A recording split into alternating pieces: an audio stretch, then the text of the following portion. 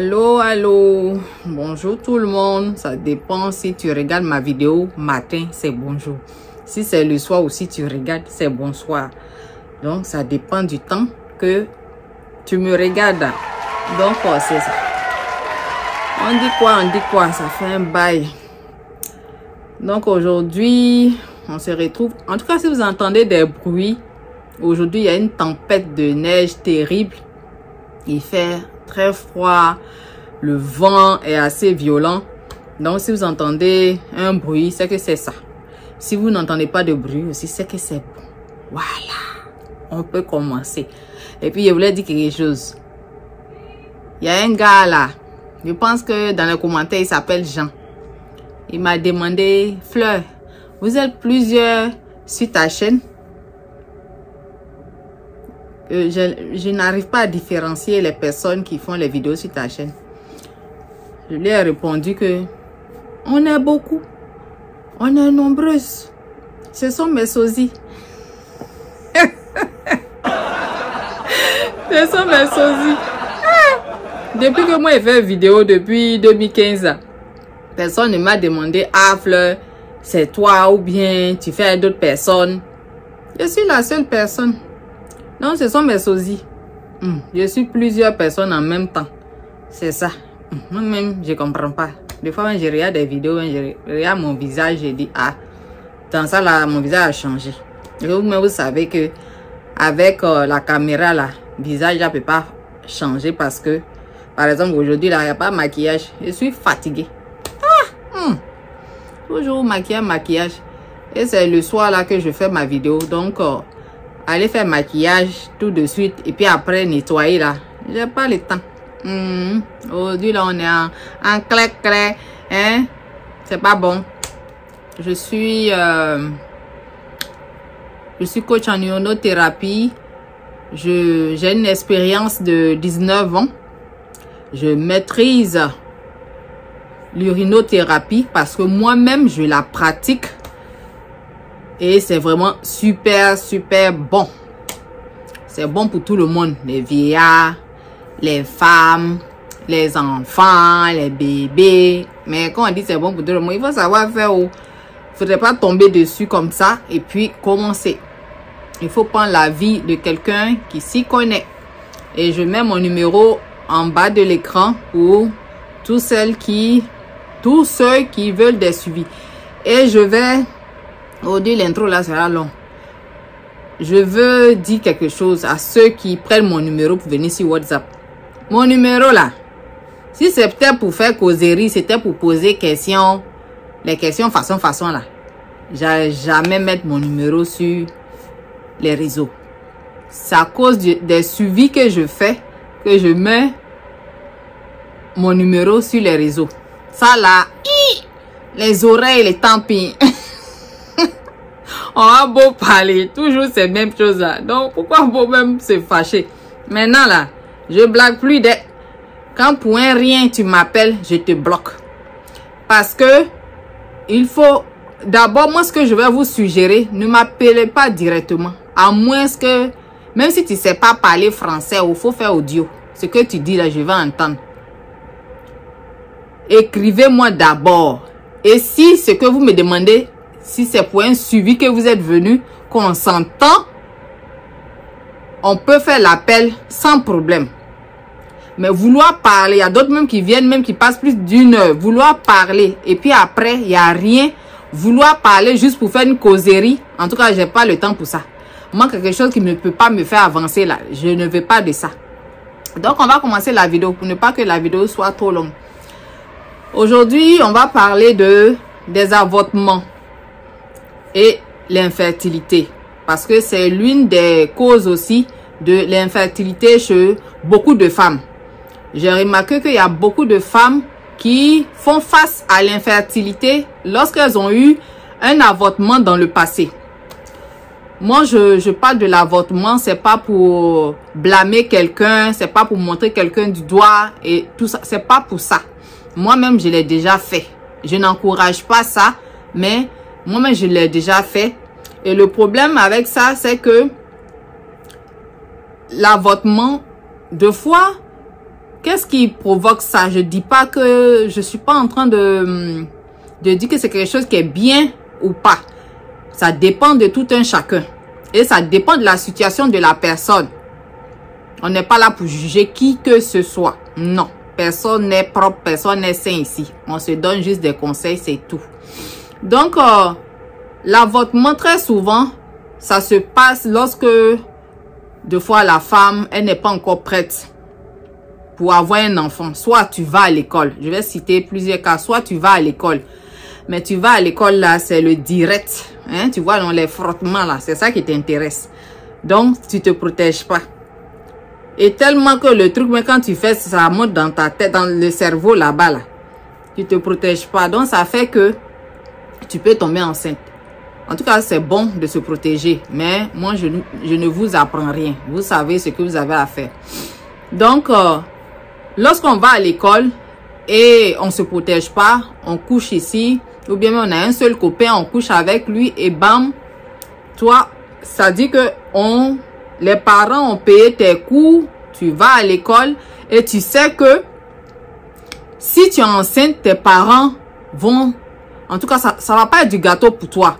Des parents même qui chassent complètement même leurs enfants même de la cour familiale parce que elle est tombée enceinte en étant à l'école. Elle dit qu'on continue de s'occuper de toi. Toi, tu veux ramener quelqu'un d'autre. Donc, très souvent, quand les jeunes filles sont confrontées à ça, elles se font avorter. Soit c'est à l'hôpital, soit d'une manière pas correcte. Et ces avortements-là vont avoir, pour certaines personnes, il y a des personnes qui l'ont fait, mais qui ont eu des enfants. Il y a d'autres personnes aussi à qui c'est arrivé et c'est devenu une infertilité. Il y a aussi le cas de, comment on appelle, de la jeune femme qui est en train de faire la vie, qui est en train de vivre. Soit elle a un partenaire ou bien elle a plusieurs partenaires. Et un jour comme ça arrive bien, elle tombe enceinte. Et elle se dit non, non, moi c'est pas avec cette personne-là je vais avoir mon enfant. Je suis même pas encore prête même pour avoir un enfant actuellement là. Je suis dans, je suis en train de faire la vie et tout ça. Donc moi je suis pas prête. En tout cas, moi j'ai fait comment pour élever un enfant? Comment je vais sortir? Où j'ai gardé l'enfant? J'ai personne pour ça. Donc moi je préfère aller avorter. Et la personne va aller avorter et ça va créer un problème d'infertilité. Moi je connais quelqu'un comme ça, quelqu'un de très proche à moi qui était dans cet état-là, qui s'est fait avorter 1 ou 2 fois et dans la vie, là, on ne sait jamais. On ne sait pas si ces enfants qu'on s'en va avorter là, si c'est un enfant, peut-être que c'est un enfant que Dieu veut te donner. Si c'est 2 enfants que tu as avorté, peut-être que toi, c'était ces 2 enfants là que tu devais mettre au monde et tu n'as pas, tu as avorté. Et peut-être, des fois, c'est pas l'avortement même, mais après l'avortement, il y a une infection. Il y a chez certaines personnes où c'est mal fait, il y a une infection qui se crée. Et la personne, lorsqu'elle va avoir des douleurs, va se dire non, c'est parce que j'ai fait l'avortement, c'est pour ça que j'ai les douleurs. La personne ne va pas chercher à se soigner. Des fois même, elle peut avoir une infection qui est cachée, qui n'y a pas de douleur ni rien. Donc, cette infection-là va détruire son organe reproducteur et la suite, ça sera l'infertilité. Il y a aussi, comment on appelle, des femmes qui travaillent déjà et qui n'ont pas encore eu quelqu'un de fixe, quelqu'un qu'elle aime, qu'elle veut se marier, parce qu'il y a des femmes qui se disent, si je ne suis pas mariée, je ne peux pas avoir d'enfant. Même si elle-même elle travaille, mais elle veut un père qui est sûr, qui est autonome, je vais me blesser. Qui est autonome, qui est responsable, qui pourra prendre soin de son enfant. Parce que même si nous-mêmes on travaille, on veut au moins un homme qui est responsable, qui pourra prendre soin de notre enfant. Un homme qui a des valeurs qu'on veut qu'il donne ces valeurs-là à notre enfant. Vous voyez? Donc il y a ce cas-là. Donc cette femme-là, elle va tomber enceinte de quelqu'un qu'elle est en train de côtoyer. et elle n'est pas prête, elle va aller se faire avorter. Donc, il y a plusieurs cas. Et quand c'est comme ça, l'appareil reproducteur n'est pas entretenu après ces avortements, n'est pas soigné, l'utérus n'est pas soigné. Et qu'est-ce que ça crée? Ça crée l'infertilité. C'est-à-dire que deux fois, la femme, elle est prête, elle a eu un mari, soit elle a fini ses études, elle travaille, elle a eu l'homme qu'il faut, et puis l'enfant, c'est-à-dire au moment où elle est prête maintenant pour recevoir, pour avoir un enfant, puisqu'elle a tous les moyens maintenant pour pouvoir s'occuper de cet enfant-là, l'enfant ne vient plus. Elle va beau tempête, elle va pleurer, elle va faire quoi? Elle va faire les positions, jambes en l'air, n'importe quoi elle va faire là, l'enfant ne va pas venir.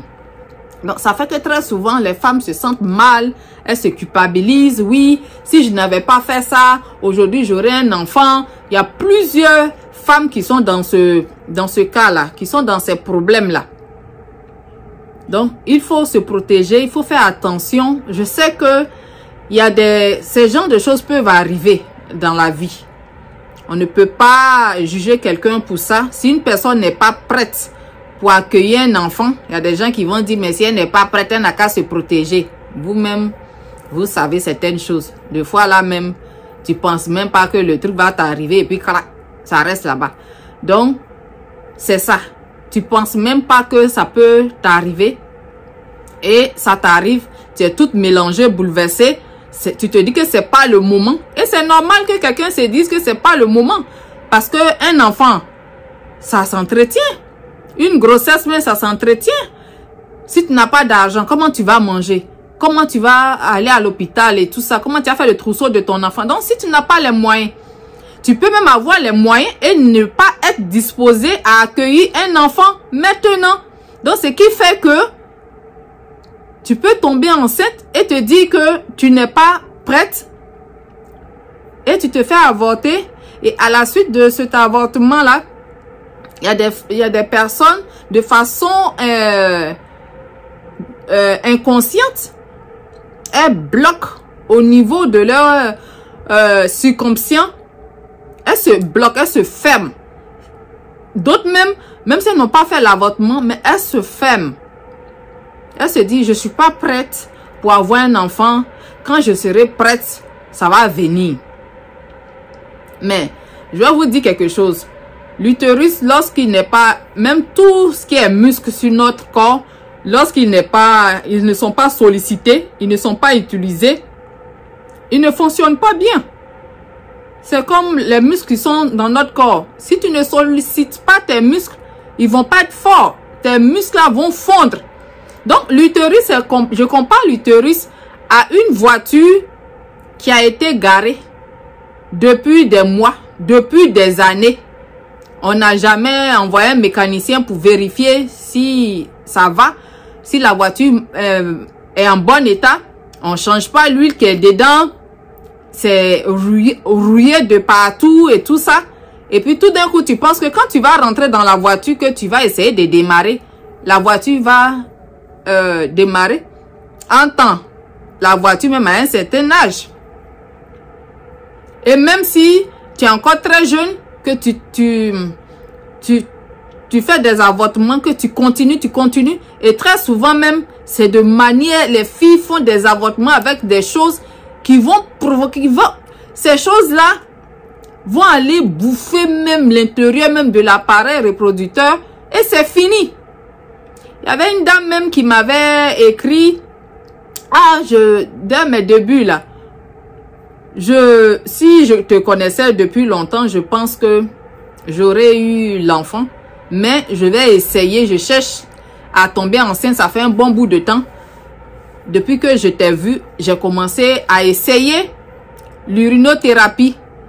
Et parce qu'elle avait, dans le temps, elle avait déjà fait un avortement. Et l'avortement là, ça lui a créé des problèmes et elle pouvait plus faire d'enfant. Mais avec l'urinothérapie, elle est arrivée à faire un enfant, elle est tombée enceinte, elle a accouché et tout ça. Je pense qu'au moment où je parle là, je vous parle là, son enfant là peut avoir au moins 5 ans ou bien, je sais pas, 3 ans ou bien un truc comme ça. Donc, c'est pour vous dire que même quand tu fais un avortement, peut-être c'est le seul enfant que tu dois avoir. Tu as fait 2, 3, 4. Parce qu'il y a des gens qui en font plusieurs. Et peut-être que c'est le nombre d'enfants que Dieu devait te donner et tu as tout enlevé pour jeter. Et après, ça va plus venir. Il y a des gens qui le font où ça vient. Comme j'ai dit, moi-même, très jeune, je l'ai déjà fait. Je l'ai déjà fait. Mais, une fois, ça a failli ça m'a créé des problèmes. J'ai saigné. Et pour avoir ma première fille là, ça a été vraiment difficile. J'ai galéré pour avoir mon enfant. Parce que j'ai eu recours à l'avortement. Et je pense que ça a été mal fait. Donc j'ai saigné, même l'utérus même. C'était comme si il y a quelque chose dedans qui voulait sortir. C'était enflé. En tout cas, faites attention à vous. Faites attention, protégez-vous. Moi, c'est le seul conseil que je peux vous donner. Mais comme vous savez, chaque personne gère sa vie comme il veut. Personne ne peut dire à quelqu'un, oui, il faut pas faire le direct, qu'il faut mettre le caoutchouc. Ça dépend de toi. Parce que dans la vie, là, c'est les actes que nous-mêmes nous posons là. Après, ces actes-là vont nous faire pleurer.